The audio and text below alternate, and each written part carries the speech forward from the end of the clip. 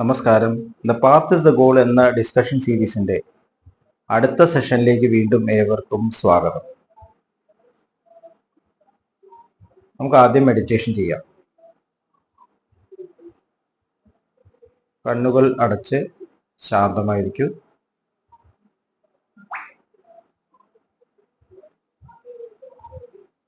ഭൂമി മാതാവിനോടും സർവചരാചരങ്ങളോടും അന്തരീക്ഷത്തോടും കൃതജ്ഞത രേഖപ്പെടുത്തൂ.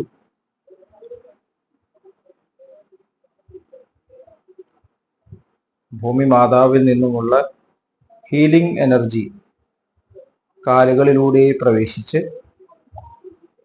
ശരീരം മുഴുവൻ വ്യാപിക്കുന്നതായും ശരീരത്തിലെ എല്ലാ ഭാഗങ്ങളെയും എല്ലാ കോശങ്ങളെയും റിലാക്സ് ചെയ്യാൻ സഹായിക്കുന്നതായും അനുഭവിക്കും.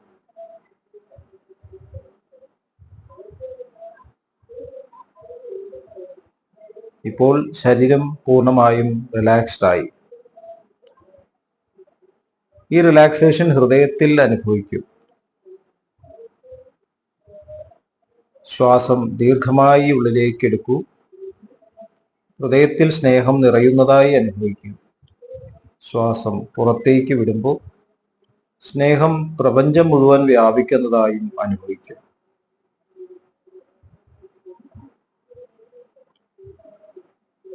ഹൃദയത്തിൽ കുടികൊള്ളുന്ന സ്നേഹത്തിന്റെ സ്രോതസ്സിൽ നിന്നും ഉദ്ഭവിക്കുന്ന ദിവ്യപ്രകാശം മനസ്സിനെ ആകർഷിക്കുന്നതായി അനുഭവിക്കും.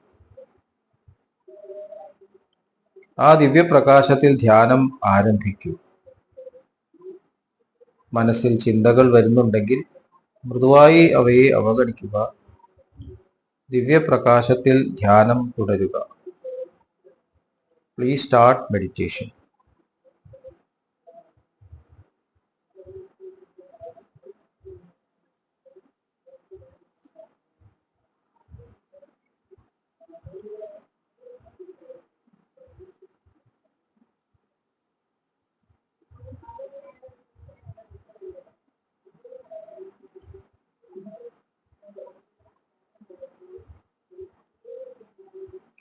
ഓക്കെ, കണ്ടീഷൻ ഹൃദയത്തിൽ നിലനിർത്തി പതുക്കെ കണ്ണുകൾ തുറക്കൂ.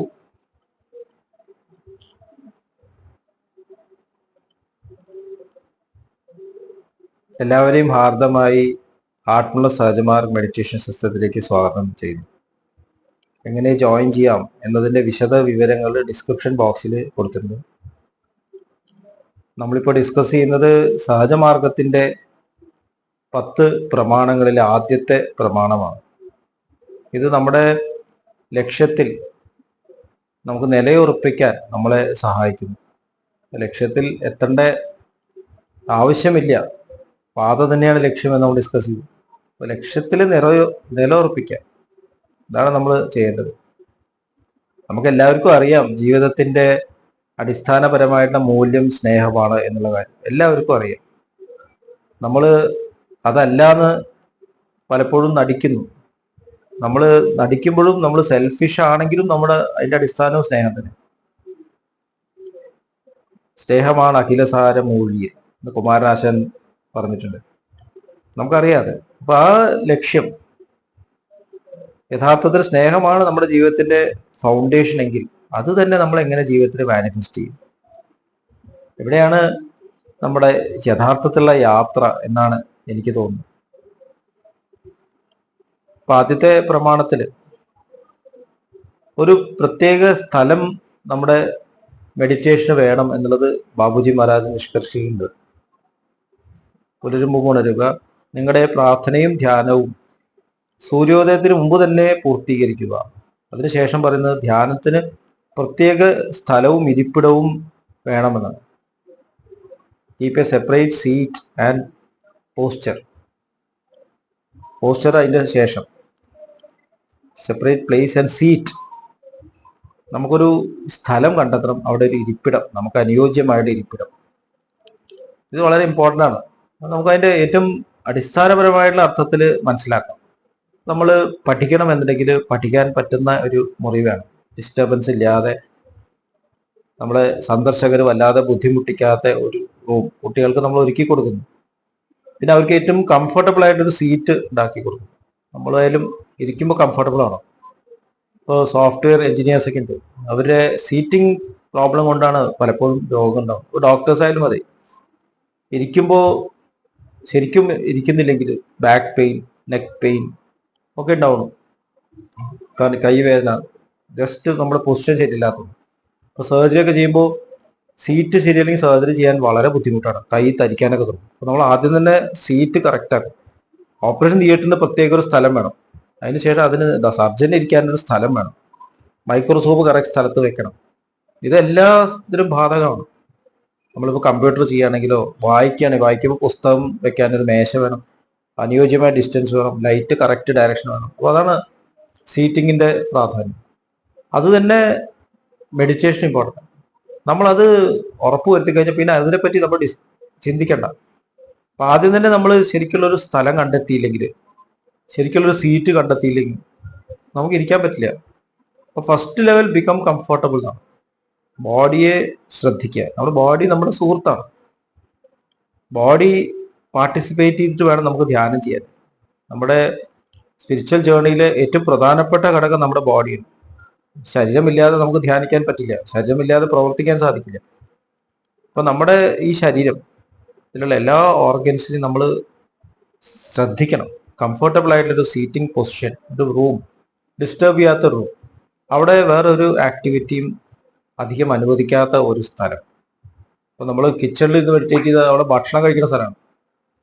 അവിടെ ചെന്നാൽ ഭക്ഷണത്തിനെ പറ്റി ഓർമ്മയുണ്ടാവും. ബെഡ്റൂമിൽ ചെന്നാൽ ഉറങ്ങാനാണ്. വേറെ ഒരു ഓപ്ഷനും ഇല്ലെങ്കിൽ ആ റൂമിൽ നമുക്ക് പറ്റുന്ന ഒരു സീറ്റ് കണ്ടെത്തും. അത് ആകെ വീട്ടിലൊരു മുറി അല്ലെങ്കിൽ അതിലൊരു കോർണറിൽ നമുക്ക് പറ്റുന്ന ഒരു സ്ഥലം നമ്മൾ കണ്ടെത്തണം. അപ്പൊ എല്ലാ ദിവസവും അവിടെ ഇരിക്കുക. അപ്പൊ അതിന് ഏറ്റവും വലിയ അഡ്വാൻറ്റേജ് നമ്മൾ കംഫർട്ടബിൾ ആവും. നമുക്ക് അവിടെ സൗകര്യങ്ങൾ ഒരുക്കാം, ഡിസ്റ്റർബ് ചെയ്യാത്ത, അധികം പിക്ചേഴ്സ് ഒന്നും ഇല്ലാതെ. ഒരുപാട് സെൻസറി സ്റ്റിമുലേഷൻ ഉണ്ടാക്കുന്ന പിക്ചേഴ്സ് ഒന്നും മെഡിറ്റേഷൻ റൂമിൽ പാടില്ല. ഏറ്റവും സിമ്പിൾ ആയിട്ടുള്ള ഫർണിഷിംഗ് ആവണം.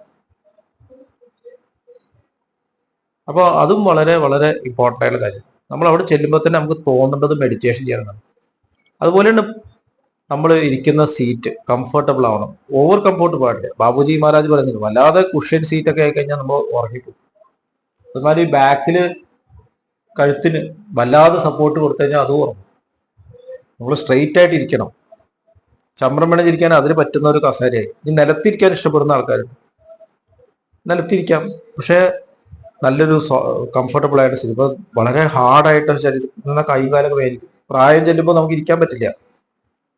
അപ്പൊ അതിന് പറ്റുന്ന ഒരു പൊസിഷൻ, സീറ്റ് നമ്മൾ കണ്ടെത്തേണ്ട ആവശ്യമുണ്ട്.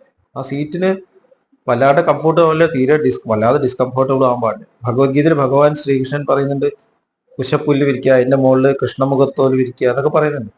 അതൊന്നും ഇപ്പൊ ആവശ്യമില്ല. കാരണം അത് അന്നത്തെ കാലത്ത് അതൊക്കെയായിരുന്നു പ്രധാനം. നമുക്കൊരു അവൈലബിൾ ആയിട്ടുള്ള ഒരു നല്ലൊരു സീറ്റ്, നമ്മളിപ്പോൾ വായിക്കാതിരിക്കുകയാണെങ്കിൽ എങ്ങനത്തെ കസേര ഉപയോഗിക്കുക, അല്ലെങ്കിൽ എങ്ങനത്തെ പൊസിഷൻ ആയിരിക്കും, അങ്ങനെ ഒരു സീറ്റ് നമ്മൾ എടുക്കുക. ഡിസ്റ്റർബ് ചെയ്യാത്തൊരു സ്ഥലത്ത് ബാക്കിയുള്ള ആക്ടിവിറ്റീസിൽ നിന്ന് മാറി നിൽക്കുന്ന ഒരു സീറ്റ്. കാരണം ഇത് നമ്മുടെ ഏറ്റവും ഇമ്പോർട്ടൻറ്റ് ഡ്യൂട്ടിയാണ്. മനസ്സിന് റെഗുലേറ്റ് ചെയ്യാൻ പോകണം.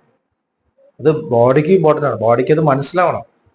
ഈ ആക്ടിവിറ്റി എനിക്ക് നല്ലതാണ്, ബോഡിയിലെ ഓരോ കോശങ്ങൾക്കും അത് തിരിച്ചറിയണം. അപ്പോൾ ബോഡി പിന്നെ നാളെ തൊട്ടിട്ട് അതിൽ കൂടുതൽ ഹാപ്പി ആയിട്ട് പാർട്ടിസിപ്പേറ്റ് ചെയ്യുന്നു. ശരീരം റെഡിയാവും. ആ സീറ്റ് ചെല്ലുമ്പോൾ ശരീരം ഓട്ടോമാറ്റിക്കായിട്ട് ആ പോസ്ചർ സ്വീകരിക്കും. ഇനി നെക്സ്റ്റ് സ്റ്റെപ്പ് ആസനമാണ്. അതിലേക്ക് വരാൻ ഒരു ബുദ്ധിമുട്ടാണ്, ബോഡി കംഫർട്ടബിൾ ആവും. അപ്പൊ അങ്ങനെ വേണം നമ്മൾ ധ്യാനം തുടങ്ങാനായിട്ട്. നമ്മൾ മാറി മാറി മാറി ഒരു സ്ഥലത്ത് വേറെ സ്ഥലത്ത് മാറി ഇരിക്കുകയാണെങ്കിൽ മെഡിറ്റേഷൻ പറ്റില്ല. ഇന്നിവിടെ, നാളെ അവിടെ, മറ്റന്നാൾ ഗാർഡനിൽ, അങ്ങനെ നമ്മൾ ബോഡി തന്നെ ഫിക്സ്ഡ് ആയില്ല. അപ്പൊ ആദ്യം തന്നെ ഈ വെഹിക്കിളിൽ ഒരു സ്ഥലത്ത് പാർക്ക് ചെയ്യുന്ന പറഞ്ഞിട്ട് വണ്ടി ആദ്യം പാർക്ക് ചെയ്യുക. അതിനൊരു പറ്റിയൊരു സ്ഥലം നമ്മൾ കണ്ടെത്തേണ്ട ആവശ്യമില്ല. എല്ലാ ദിവസവും അവിടെ തന്നെ കണ്ടിന്യൂ ചെയ്ത്. അപ്പൊ നമ്മൾ ഒരു സ്റ്റെപ്പ് മറികടന്നു, അതിനെ ട്രാൻസെൻഡ് ചെയ്തു. ഇനി അതിനെപ്പറ്റി ചിന്തിക്കേണ്ട. അതാണ് നമ്മൾ ഇതിലൂടെ മനസ്സിലാക്കുന്നത്.